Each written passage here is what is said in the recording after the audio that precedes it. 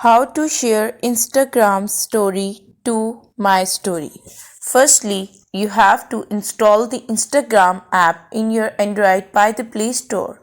Then open the Instagram app in your Android. Make sure that you are using the latest version of the Instagram. This is the desktop page of the Instagram app. Now click on the profile icon and search any profile here. Let's suppose this is the profile. I want to repost any video on my story. Click on any video. Before this, you have to sure that you watch the complete video and follow each step carefully and avoid forgetting anything and making mistakes. Now click on the aeroplane option.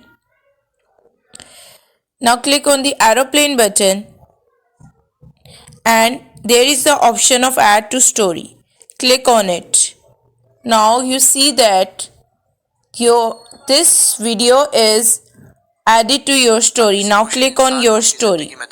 You see that this video is added to your story uploading. That was all. I hope that you have found value in this video. Also, please consider showing your support by commenting, liking, sharing, and subscribe to our channel for more valuable contents in the future. Your engagement is highly appreciated. I wish you very good luck. Thank you so much.